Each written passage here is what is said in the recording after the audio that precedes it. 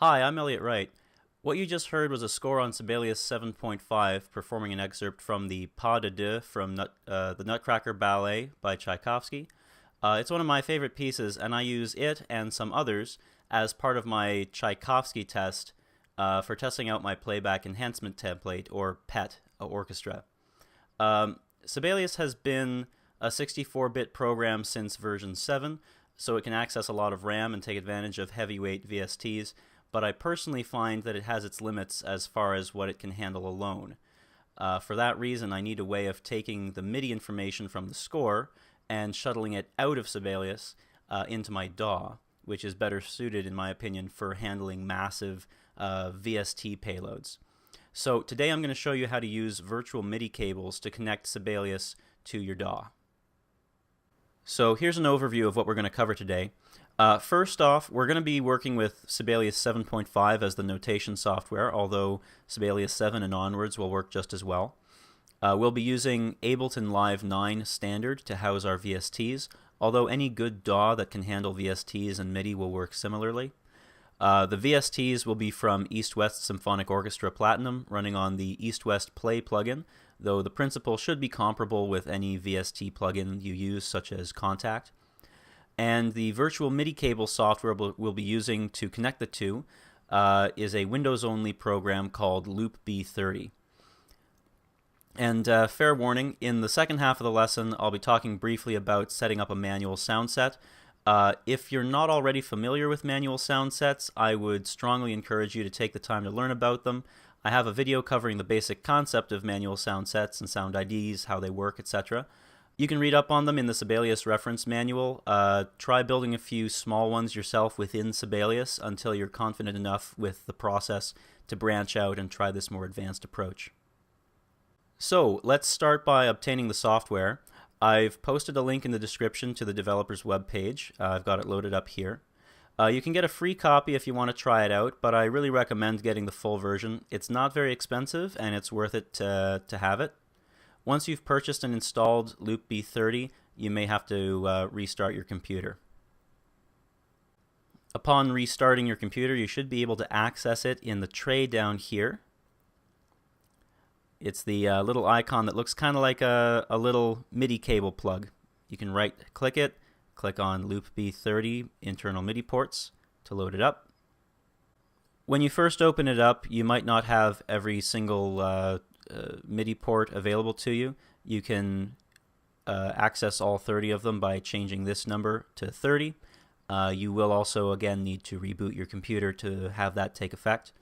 Definitely check Enable Shortcut Detection. I'll talk a little bit about that in a moment when we get into Sibelius.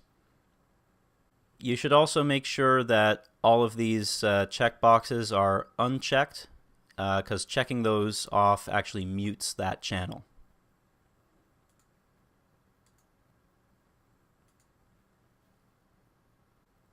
Next, load up Sibelius. Go to Preferences and click on Input Devices. And this is pretty important. Uncheck all of the boxes next to all of these internal MIDI cables. The reason for that has to do with that shortcut detection thing we talked about earlier. You see, since what we want to do here is to send MIDI information out of Sibelius, you don't want Sibelius to then be using those very same MIDI cables to receive MIDI information. So make sure that all of these internal MIDI cables are unchecked as input devices. Otherwise, you run the risk of creating a feedback loop, or what the software refers to as a shortcut. All right, next thing we're going to do is we're going to go into our playback configuration. As you can see here, I've got a bit of a monster of a configuration already set up for myself. But suffice to say, you can use these internal MIDI cables just the same way you would use a regular plugin. You select the MIDI cable, click Activate, and it activates that MIDI cable inside of your list of active devices. Now, unlike a plugin like Contact or Play, which appears only once in your available devices list and can be activated multiple times, each internal MIDI cable can only be activated once.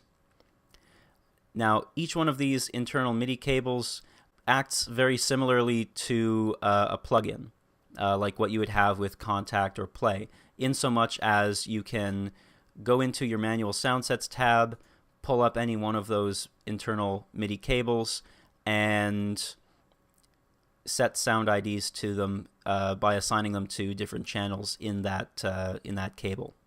The difference, though, is that whereas in a regular manual sound set you would usually click Show to bring up the actual plugin that you were working with, and you can load your patches from there, and everything is kind of contained inside of Sibelius. In this case, what you're doing is assigning sound IDs to be sent out of the program through this MIDI cable. I'll show you what I mean in a moment.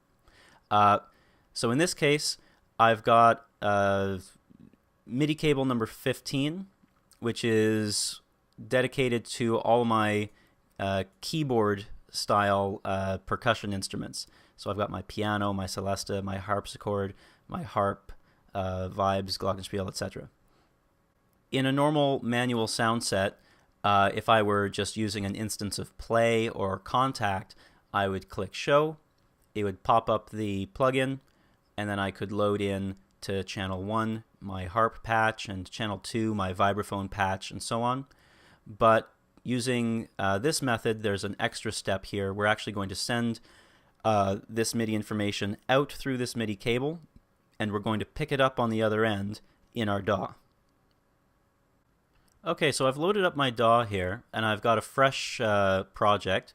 I have a MIDI track here, which I'm going to use to set up my Play VST, and I'm going to set it up to receive the information that's coming out of this particular MIDI cable, so that I can, let's say, play the harp sound as an example. So first I'll load my Play VST into this MIDI track. There we go. And looking at my playback configuration here, channel 1 here is where I've got my harp sounds. So I'm just going to go in and find the harp and get a nice harp pluck there.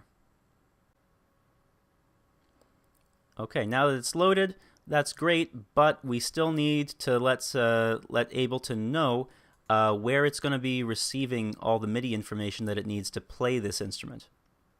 So I'm going to close this. I'm going to focus in on our MIDI track here. So we need to set where it's going to be receiving its input from. So I'm going to tell it to receive its information from internal MIDI cable number 15, which is what we're dealing with over here. Okay. Specifically, channel 1. And it will send that to the master mix. Okay, let's find a harp passage and try this out. I also want to add that, as with any manual sound set, it's a good idea to go into your preferred sounds tab just to clarify to Sibelius that you want that particular sound ID sent to that particular device. So in this case, I've gone and made sure that the harp sounds, for example, are going to be sent to internal MIDI cable number 15. Okay, so here's our harp passage. I've made sure to turn on monitoring for that channel there so that I can hear what's coming out. And let's give it a shot.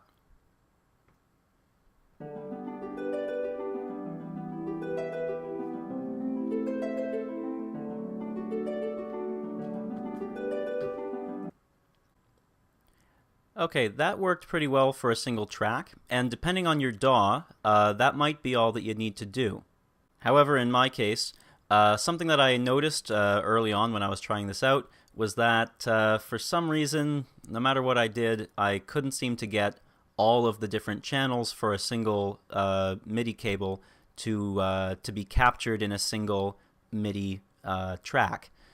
So I improvised, and I'm just going to show you what I did to work around that problem for myself. You might not need to do this yourself, but if you start having the same problems that I was having, here's something that you can do.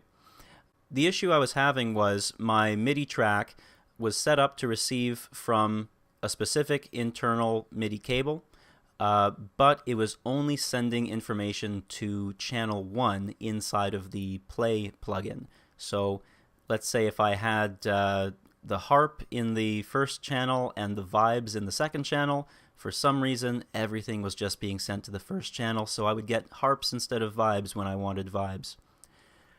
If that's a problem that you're experiencing, here's what I did to work around it. This may seem like a bit of a roundabout way of doing things, but once you've got it done, it's sort of a set it and forget it kind of idea.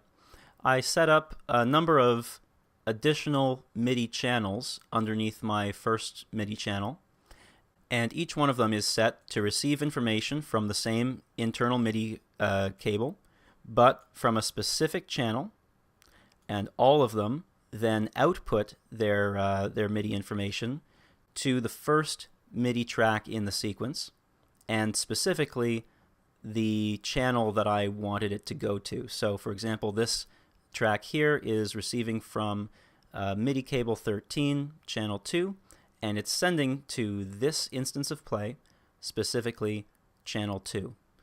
This one here, again, similar kind of thing, just in series.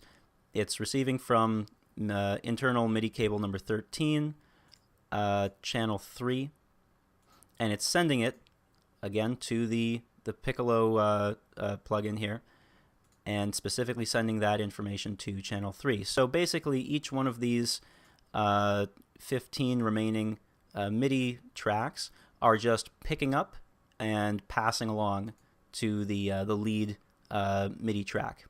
It may seem a little bit cumbersome, but if you've got a DAW that allows you to group tracks together, like this one does, it's not too hard to just group them together and then fold them up.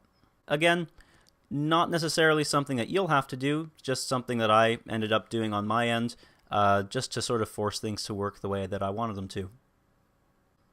Now, this example that we used here was just one instrument out of just under 20 instances of play that I have in my sort of master rig. You may have noticed that I was using a fairly complex playback configuration here, and I have a similarly complex configuration over here receiving all of that information in Ableton. I would love to go over both of those things in the next video, where I'll talk about my personal configuration and what I use to get the most out of my playback. But for now, this concludes our basic primer on using virtual MIDI cables to connect Sibelius to your DAW. I hope this helps you to expand your playback configuration and get more out of your Sibelius playback. Until next time, I'm Elliot Wright. Thank you and goodbye.